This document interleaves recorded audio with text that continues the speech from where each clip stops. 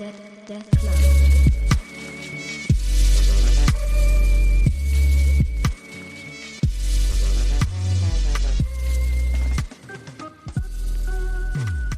Hey everybody, welcome back to the podcast. Danny here. Today I'm talking to you about Mission Yozakura Family. So this manga is written and drawn by Hitsuji Gondaira, and this is published in Weekly Shonen Jump, currently ongoing. It started in August of 2019.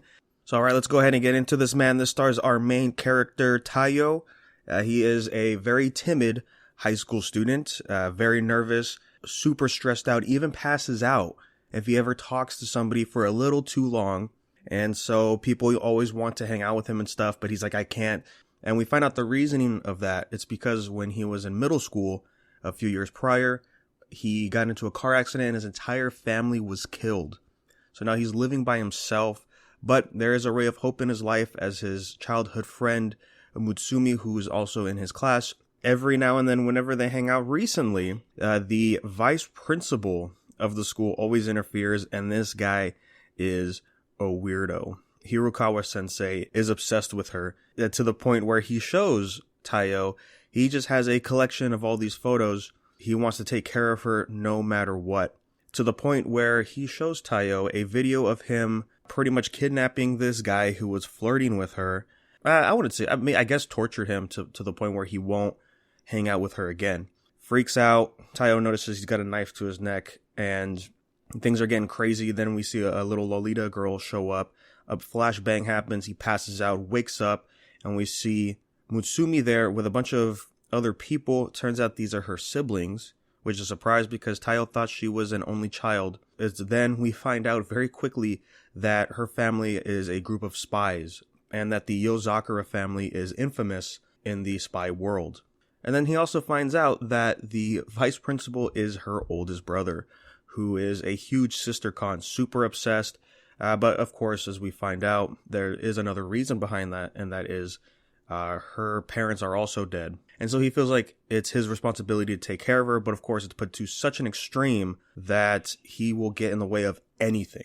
It's going to be tough to try to protect him from the older brother, and her option and her suggestion is, why don't you guys just get married? Because if you get married into the Yozakura family, then you will fall under the rule that no killing among family. And as absurd and wacky the idea is, Mutsumi says, no, I don't want to do that. He lost a family. I don't want him to just join ours like it's nothing.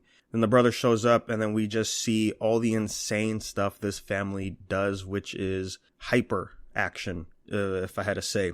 Something I didn't expect in this manga. Taiyo thinks, you know what? Let's do it. And so he grabs the ring, wears it, and now he is married to Mutsumu. That's just the rule for the family. You just need to put the ring on and you're married. And so now starts the life of Taiyo entering the Yozakura family. And I gotta say, man, this is a great time. And right off the bat, let me just say, I did not expect the manga to go where it does. For the first section of the series, I like it. It's just typical spy thriller action kind of stuff. Taiyo is training to be able to survive in the family house, as it's always rigged with traps and everything. And so we're seeing him develop as a spy.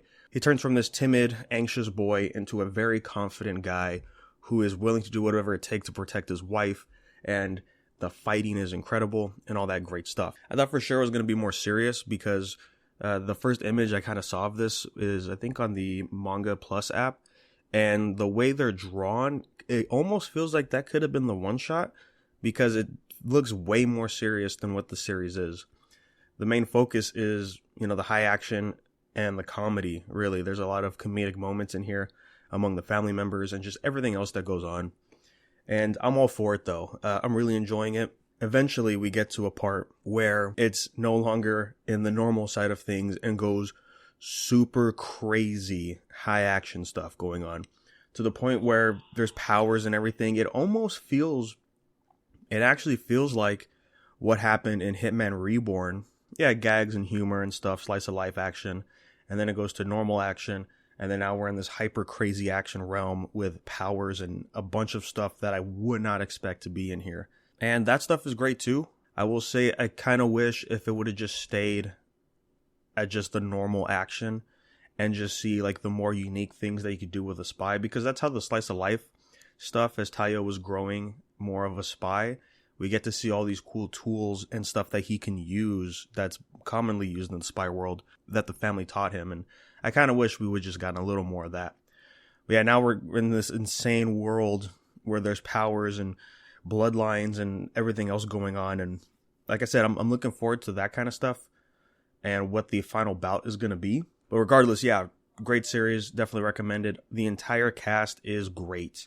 All the family members are unique, and they can all have their comedic purposes when necessary. And of course, every time they get serious into a fight, that stuff is great too.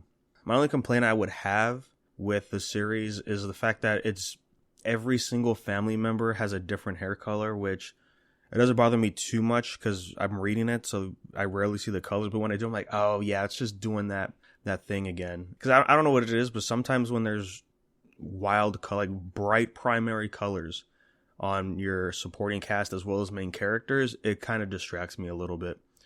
Like I keep thinking Taiyo's hair is black, but no, it's actually red. Same thing with Mutsumi, but no, it's actually blue. Not a big fan anymore of the bright colors because it feels dated to me in a sense. There are other characters that stick around, and those are great too, just enough to be like tertiary characters.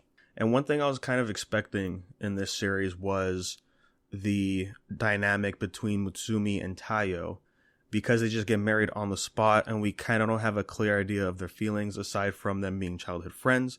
But you can tell that Mutsumi does have feelings for him in a way during some of the flashbacks in the first chapter, right? Because she was there by his side the whole time at the hospital, and they're still friends now.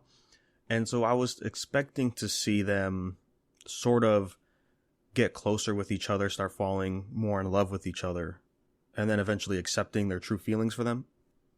But with the nature of this manga and how over the top it can be, it's just not there. And I am totally okay with it because what they do instead is great. Every now and then he will try to do a romantic thing. That stuff was fun because he's trying his best, and then Mutsumi is getting embarrassed and falling more in love with him, and those moments are great. There's a chapter where they go to the aquarium, and it's pretty normal from their day-to-day kind of stuff, and then when he does the romantic stuff, she's just like, oh my gosh, what am I gonna do? Blushing mad hard. Like, that stuff was great. And then in the latter half of the chapters that are out, their relationship more or less is the same here and there, but then there'll just be those moments to where it's like a comedic married couple, if that makes sense, to where there's a decision being made and Mutsumi says something or chooses something and they ask Taiyo, what do you think? It's like, well, if she loves it, then I love it. And they both have the same smile and energy about it. And it's just great. It's fun. Eventually a child gets brought into the family that they rescued. This kid spends time with them. It's just like them having a kid, and that stuff was great too. A bunch of wholesome moments that can happen between them whenever they try to deepen their relationship. And the last thing I would say about it is it kind of sucks that Spy Family isn't in Weekly Shonen Jump, because that is another spy series that is kind of similar to this, at least in some aspects with the family thing, like I was mentioning. And it would just be so cool to see a crossover between these two. And you don't really see crossovers in Jump anymore. And that's kind of a real shame. And with that, that's all I really have to say, guys. So thank you for listening. Have you guys checked out this manga? What do you think? Would love to hear your thoughts. You can send those to unversepodcast@gmail.com. If you have any questions or comments, we'll be sure to bring those up on future episodes. And you can follow us at Unverse Podcast anywhere you go, and we'll let you know when those episodes drop. So thanks, guys, and we'll catch you on the next one.